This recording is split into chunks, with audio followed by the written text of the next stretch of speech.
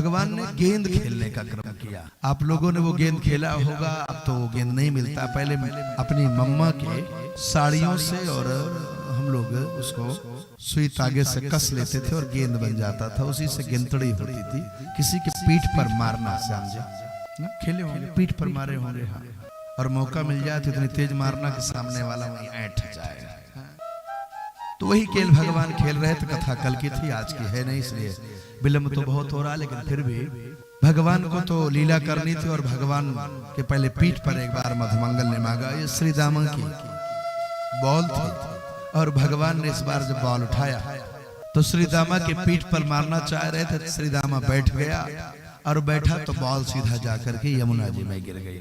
हम लोग जानते होंगे बच्चों का एक स्वभाव है, बच्चे जिद्दी बहुत होते हैं। हम ये लेंगे तो यही वाली लेंगे, दूसरी नहीं लेंगे। दाऊ जी ने कहा कि तुम्हारे लिए नई बॉल की व्यवस्था कर दिया जाएगा, लेकिन बच्चा जिद करने लगा, यही वाली बॉल चाहिए। दाऊ जी जब तक समझाते तब तक तो कन्हैया यमुना जी के घाट पर एक कदम्ब का वृक्ष था, उस पर चढ़े, डालों पर आगे गए और डाल पकड़ करके मध्य में कूद गए। और कूदे तो आप जानते होंगे कि अंदर एक नाग बैठा हुआ था जिसका नाम था कालिया। कालिया बैठा था, मदमस्त था, उसने कन्हैया को आते नहीं देखा। बॉल कहां फंसी थी? कालिया की पूंछ। वास्तव में सही यह है कि कालिया हम ही है, और हमारी भी जो बॉल फंसी है वो पूंछ। कई बार इसलिए ससुराल से नाराज होकर चले जाते हैं कि वहां हमारी पूंछ कम हुई। कई बार अपने रिश्ते इसलिए टूट जाते हैं कि हमको पूंछा कम गया। ये जो पूंछ है यही परिवारों को तोड़ देती है। मेरा तो निवेदन है बहुओं से, और विशेष रूप से अपने परिवार की बहुओं से, कई बार हो सकता है कि हमको नहीं पूछा जाएगा, लेकिन पूंछ के चक्कर में हमारा परिवार न टूट जाए, जहर न उगलने लगे। हो सकता है कि कुछ निर्णय हमारे परिवार के लोग ले लें, हमसे न बताएं। हो सकता है कि पति हमको कोई जानकारी न दे, और इसके लिए हम नाराज हो जाएं, अच्छी बात नहीं होती।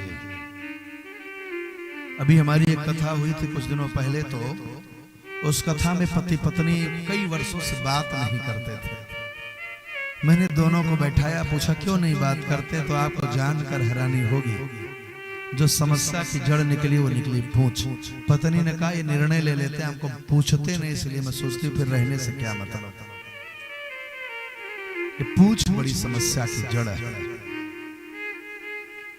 इसलिए निवेदन करूं कि वो पूंछ में बाल फंसी, और पूंछ में जब बाल फंसी तो कन्हैया पूंछ से बाल उठाने लगे, और जैसे ही पूंछ से बाल भगवान निकाले वैसे ही उसने अपनी पूंछ में भगवान को बांधा। भगवान को कौन बांध सकता है? भगवान को कसा, और कसा तो भगवान ने शरीर दुबली बनाई और उछल करके नाग के शीश पर बैठ गए और मारना प्रारंभ किया। इतना मारा परमात्मा ने, जो भी फन उठाता कालिया उसी पर भगवान लात मार देते। मानो रावण के द्वारा इस समय भगवान शिव की स्तुति हो रही हो, जटाटवी गलत चल प्रवाह, जो भी फन उठावे भगवान त्राक से मारे, जो भी फन उठावे भगवान मारे। इतना मारा परमात्मा ने, रक्त बहने लगा, भगवान के चरणों पर रक्त आ गया। याद रखिएगा, ये कालिया को पुरुष बुद्धि कही गई है। भगवान लात मारते हैं फिर भी हम अहंकार में चूर रहते हैं। भगवान हमारा नष्ट करते रहते हैं, और हम फिर भी भगवान के सामने सरेंडर नहीं पड़ते हैं, रिफ्यूजी नहीं बनते हैं, शरणार्थी नहीं बनते हैं। भगवान कहते कहां तू पड़ा है अपने बाहुबल पर। और जब भगवान किसी को मारते हैं तो कई बार बताया, देते हैं तो छप्पड़ फाड़ कर, लेकिन लेते हैं तो लिंटर तोड़ करके एक दिन में विनाश करते हैं। आज तक भगवान ने कभी किसी को दूसरा मौका नहीं दिया, पहले लंबा मौका दिया और भगवान मारे तो एक ही बार में निपटा दिया। इसलिए भगवान की लात हम पर न पड़े। कालिया को भगवान ने मारा तो कालिया तो झुक नहीं रहा था, समय मार रहा था, फिर भी अहंकार में पड़ा था। कालिया की पत्नियों ने हाथ जोड़ लिया, हे नाथ, हे दीन बंधु, नमस्तुभ्यं भगवते पुरुषाय महात्मने। हे करुणाकर, दुनिया की नारियां तो आपकी इसलिए पूजा करती हैं कि उनका पति संसार में अटल होकर के रहे, अचल होकर रहे, वो सुहागिन बनी रहे। और आप मेरे सामने ही मेरे पति को मार देंगे, हमको विधवा बना रहे हैं नाथ। हे करुणाकर, भूतावसाय भूताय पराय परमात्मा ने संसार के कण कण में विराजमान कन्हैया मेरे पति को छोड़ दीजिए। भगवान ने कहा तेरा पति अहंकारी है, तेरा पति अहंकारी है। हमें लगता है कि किसी कूड़े बाहर के इंटर कॉलेज में पढ़ा लिखा था, कालिया बड़ा ज्ञानी था। उसने कहा कि प्रभु मैं कैसे मैं अहंकारी हो गया। भगवान ने कहा तू सबको मार रहा तो उसको फील नहीं होता, तू गलती कर रहा है। उसने कहा सरकार मुझे नाग किसने बनाया। भगवान ने कहा मैंने। मुझे जहर किसने दिया, मैंने। तो मैं मार रहा हूं तो उसमें मेरा क्या दोष है। मैं निवेदन करूं कि राम कथा का बाली और भागवत कथा का ये कालिया एक चरित्र है, एक ही बात सिखाना चाहते हैं दोनों।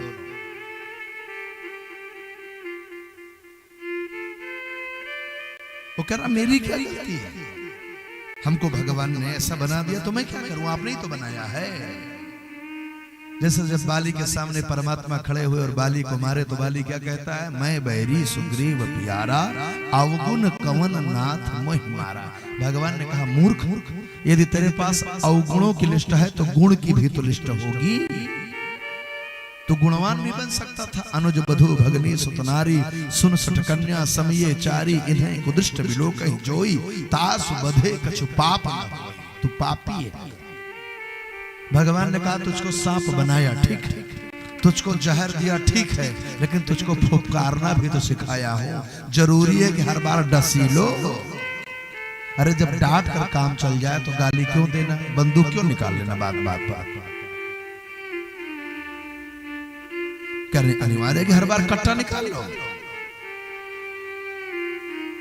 किसी को डांटने से काम चलता हो तो डांटने से काम चलाओ ना भाई। भगवान ने कहा तू पापी है। उसने कहा प्रभु अज्ञानी हो, पापी नहीं हो नाथ। और परमात्मा सामने आ गया तो ज्ञान आ गया। भगवान ने कहा यदि तू ज्ञान प्राप्त करने की यात्रा कर रहा तो जल्द जा, तुझको छोड़ा मैंने। बता क्या चाहता है तू, कहां जाना चाहता और क्या चाहता है। तो कहता चाहता तो कुछ भी नहीं होना था आपसे, कामना तो ऐसी कोई नहीं है। मैं आपसे किसी भी प्रकार का कोई भी कामना लेकर नहीं आया हूं नाथ। बस एक इच्छा है कि जहां रहूं वहां आपके चरणों का ध्यान करूं। भगवान ने कहा फिर जा, निकल जा, यहां से दूर चला जा। उसने कहा सरकार चला जाऊंगा तो गरुण देव हमको मार डालेंगे। भगवान ने कहा नहीं मारेंगे। क्यों? क्योंकि तेरे शीश पर मेरे चरणों का चिन्ह है। याद रखिए, जिसके पास भगवान के चरणों का चिन्ह होगा उसको संसार में कोई काल मार नहीं सकता। अब किसके किसके पास है जरा बताइए। किसके सर पर चोटी है, पुरुष जितने बैठे हैं जरा बताएं किनके सर पर चोटी है, हाथ उठाएं। भगवान का चिन्ह है 1 2 3 4 5 6 7 8 और याद रखना। किसके, दूसरा उठाओ कलावा। वो किनके हाथों में कलावा है और चिन्ह है भगवान का। देखिए हम हिंदू हैं, इससे काम नहीं चला। हम हिंदू हैं तो दिखना चाहिए, हमें दिखना चाहिए ना कि हम हिंदू हैं। कोई जैसे मुसलमान है टोपी लगाकर दिखते हैं ना, हमें उनसे भी कोई ऐसा दोष नहीं। हम हिंदू कैसे, एक मुसलमान एक हिंदू खड़ा हो जाता कैसे पता चलेगा आप हिंदू हैं।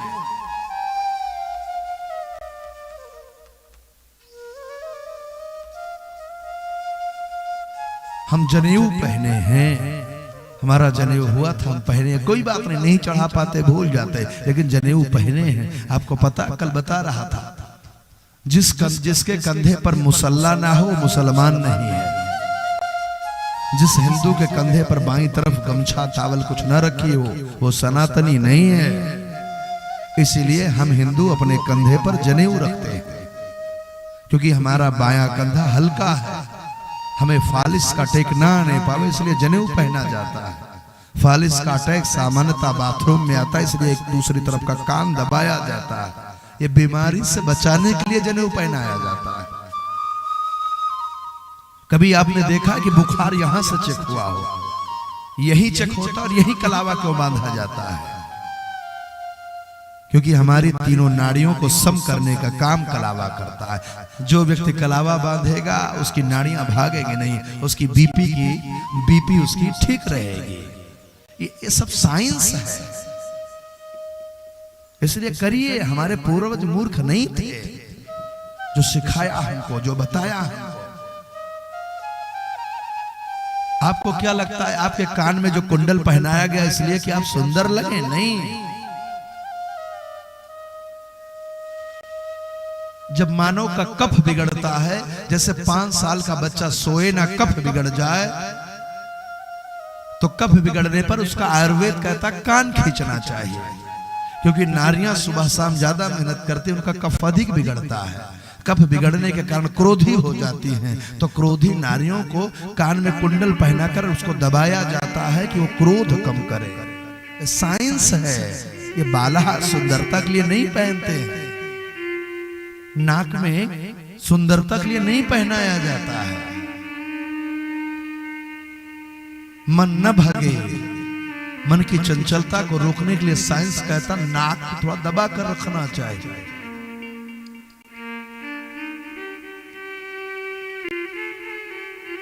सब साइंस है। हमको लगता होगा कि हम सुंदर लगे, नहीं, साइंस है। इसलिए करिए, अपने बच्चों के कान में पहनाइए, अनिवार्य है पहनाना। बच्चे मना करें क्योंकि ये विज्ञान है। रावण ने कहा ना, अवगुण सदा 8 उर रहाई। मैं अवगुण नहीं कहता हूं, मैं गुण कहता हूं। चंचलता, चपलता, माया, असौच, अदाया, ये नारियों का गुण है। असौच, हमारे देश में कहा गया कि नारियों के मुख से कथा नहीं सुनना चाहिए। क्यों? क्या वो दुष्ट है, वो पापनी है? नहीं, क्योंकि 1.5 घंटे से ज्यादा नारी पवित्र नहीं रह पाती है। 1.5 घंटे में ही अपवित्र हो जाती है, इसलिए उनको दोनों समय कपड़ा बदलना पड़ता है। वो दिन भर कहीं न जाए, फिर भी शाम को भगवान की पूजा करने के लिए वस्त्र बदलना पड़ेगा, नहाना पड़ेगा। पुरुष को नहीं है। इसका लाभ क्या हुआ? तो लाभ ये हुआ माताओं का, जिस समय सबरी के सामने राम थे, सबरी ने कहा अधम ते अधम अधमवत नारी। भगवान ने कहा मां अधम न बोलो, मैं जानता हूं कि आप नारी हैं। भगवान राम ने पूछा कि अधम क्यों बोल रही है? उन्होंने कहा क्योंकि 4 दिन आपकी पूजा से हम नारियां अलग हो जाते हैं, हम 4 दिन आपकी पूजा नहीं कर पाते। भगवान ने कहा माताओं, लेकिन परमात्मा को भी पृथ्वी पर आना रहता है, तो आप ही के गर्भ में आते हैं, आपके कारण आते, आप आधार बनते हैं। इसलिए नारियां अधम नहीं हो सकती, वो सदैव पूजनीय है, वंदनीय है। इसी दुख के कारण है लोग कुतर्क करते हैं कि फिर महाराज गार्गी ने तो वेद लिखा। अरे तो वेद का 2 मंत्र लिखा, वो 1 घंटे के अंदर काम किया, निकल गई। मंच पर बोलना और लिखना दोनों में अंतर है। वैसे मेरा कोई तर्क उतर नहीं, लड़की कथा करे न करे, मेरा इस पर कोई तर्क नहीं है, न मुझे कोई इससे अच्छा है न बुरा है मेरे मन पर। ये हमारा साइंस कहता है। रावण तो बड़ा वैज्ञानिक था,